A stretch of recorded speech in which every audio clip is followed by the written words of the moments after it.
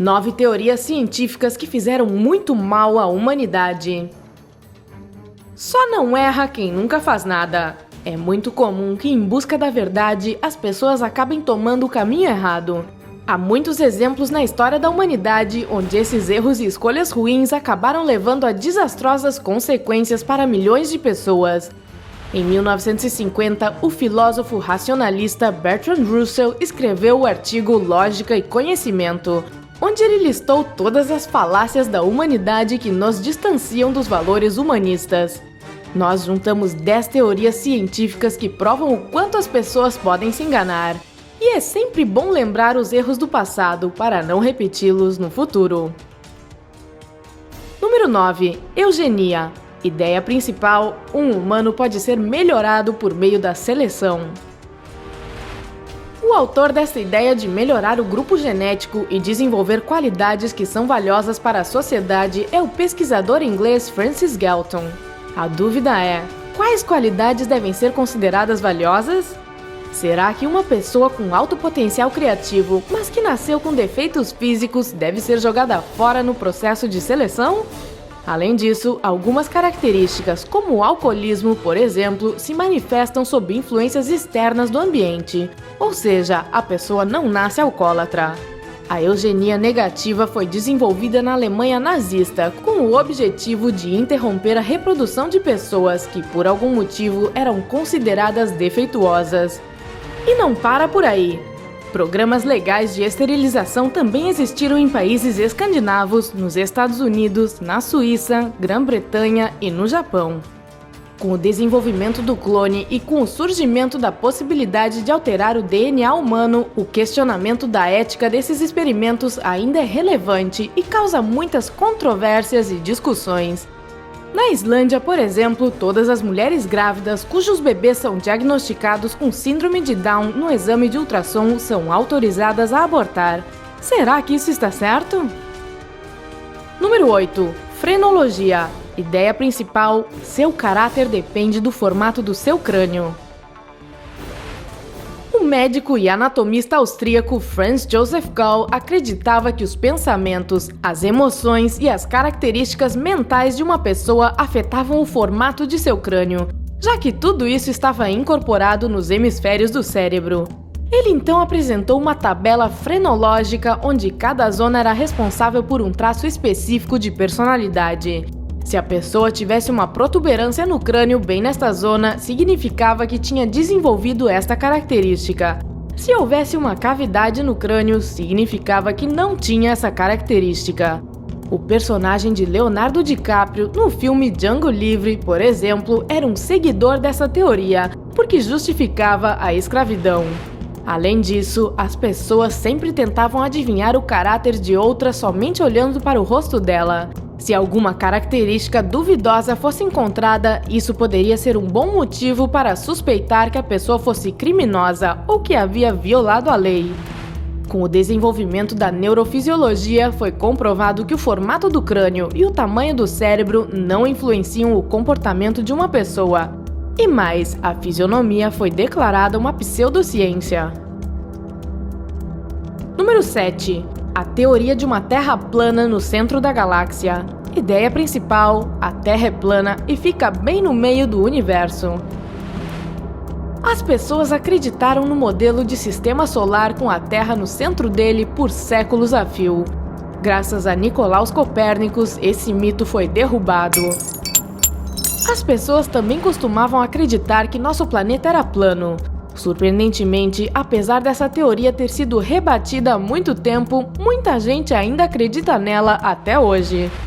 Nos tempos antigos e na Idade Média, quem não acreditava nessa ideia era brutalmente punido.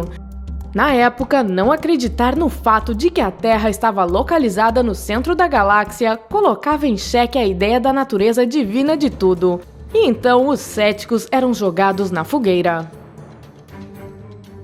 Número 6. A teoria da comunicação eficaz proposta por Dale Carnegie. Ideia principal: negar a si mesmo e colocar um sorriso no rosto. Em geral, quem gosta de falar em público facilmente faz novos amigos, dedica muito tempo ao trabalho, não entra em conflitos com ninguém e sorri o tempo todo. Quem está à sua volta a vê como uma pessoa bem-sucedida que gosta da vida que leva. Mas não é tão fácil assim. Em seus livros, Dale Carnegie encoraja frequentemente os leitores a esquecerem da sua verdadeira essência e a guardar suas opiniões para si mesmos, a fim de ganhar a simpatia das pessoas e tornar a comunicação mais agradável. Mas quem vive fingindo o tempo todo sempre sentirá estresse e opressão, o que cedo ou tarde se transformarão em distúrbios psicossomáticos. Esse tipo de jogo em público pode ajudar a alcançar determinados objetivos, mas sem dúvida não faz ninguém feliz. Carnegie aconselha as pessoas a sorrir o tempo todo. Isso pode até ser um conselho para os extrovertidos, mas quem é introvertido irá ignorar isso sem dúvida. Número 5. Homeopatia.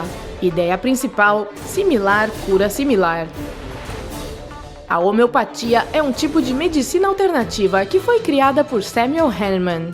Para tratar uma doença, os médicos usam uma dose menor de uma substância que, em grande quantidade, causa essa mesma doença em pessoas saudáveis.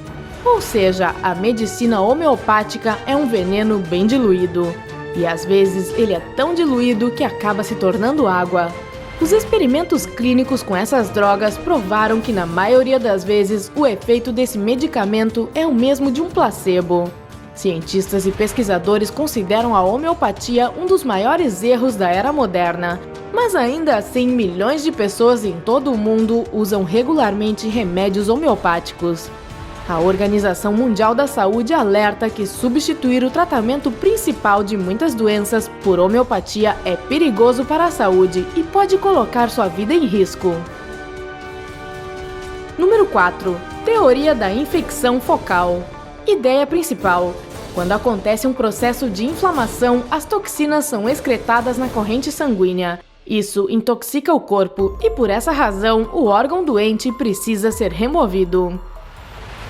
A teoria da infecção focal se tornou popular no século XIX e gerou muitas cirurgias desnecessárias. Os médicos acreditavam que uma bactéria nociva no corpo poderia ser a causa de muitas doenças e até psicose. Por isso, a prática de retirar órgãos potencialmente perigosos, como o apêndice, era bem comum. Na Europa e na América, os médicos podiam tirar não só o dente de uma pessoa, mas também suas amígdalas e adenoide. Estudos modernos provam que a teoria da infecção focal não possui nenhuma comprovação científica. Esses procedimentos cirúrgicos apenas prejudicaram os pacientes e as toxinas excretadas por dentes infeccionados não afetavam a mente deles de nenhuma maneira. Em muitos casos da época, os métodos tradicionais de tratamento poderiam ter ajudado.